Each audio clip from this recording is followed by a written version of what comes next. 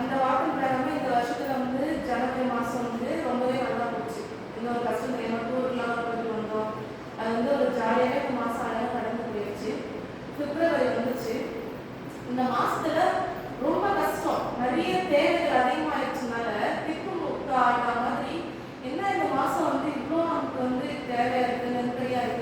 இந்த மாசம் நம்மளை ரொம்ப வச்சு செய்கிற மாதிரி நம்மளுக்கு நான் சொன்னேன்.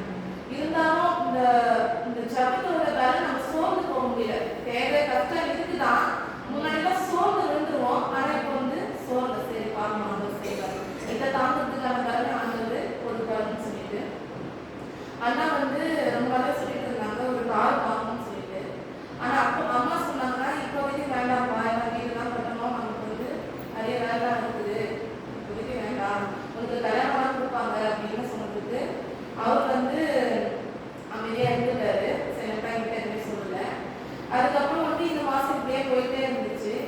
ஆண்டவர் சொன்ன மாதிரி திடீர்னு இந்த மாதம் கடைசியில் நான் பண்ணிட்டு கால் பண்ணி நான் வந்து கார் வாங்கிட்டேன், நான் எடுத்துட்டு வரேன் அப்படின்னு சொல்லுவேன். அது மட்டும் தான் எங்களுக்கு தெரியும், நான் கார் வாங்கிட்டேன் எடுத்துட்டு வரேன்னு அவர் சொன்னார்.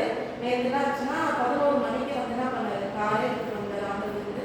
அது வாங்குறதுக்கு செய்யறாரு. அவர் சொன்ன மாதிரியே நாங்கள் கார் வாங்க போனோம் எங்களுக்கு தெரியாது.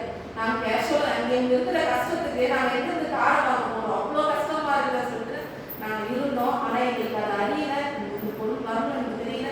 எட்டாத காரணம் எங்களுக்கு அது, நாங்கள் இருக்கிற கஷ்டத்துக்கு ஒரு காரணம் வாங்குறது எங்களுக்கு எட்டாத காரணம். ஆனால் ஆண்டவர் அவர் சொன்ன வாரியம் பிரகாரமாகவே எந்த ஒரு மாதம் எனக்கு ரொம்ப கஷ்டமா இருக்குது, வேதனை. நான் போன மாதம் சந்தோஷமா சாட்சியாக சொன்னேன், எனக்கு கஷ்டமே என்ன தெரியல, ரொம்ப இருந்துச்சு.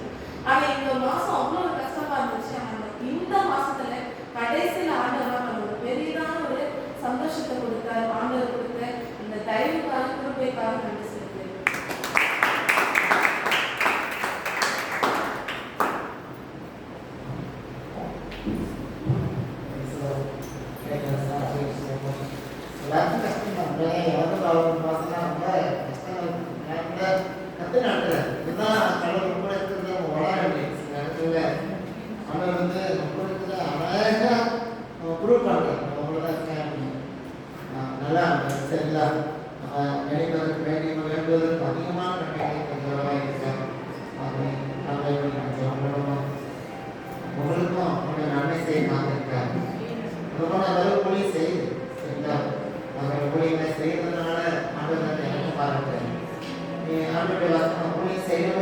செய்யாதவர்களுக்கும் வித்தியாசத்தை நான் காண்பிப்பேன்னு சொல்லியிருக்கேன்.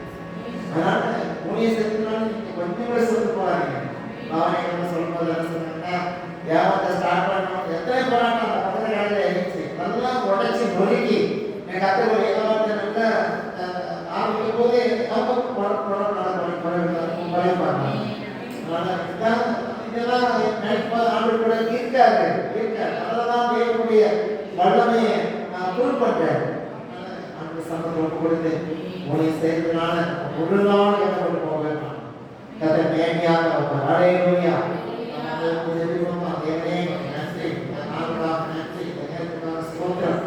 மாசத்தோட கடைசி நாளுக்காக ஸ்தோத்திரம்.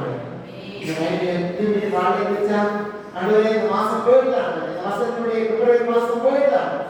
நான் மார்ச் மாசத்துல நான் பார்க்க போறேன். இந்த மாசத்துல செஞ்ச எல்லாருக்காக ஸ்தோத்திரம்.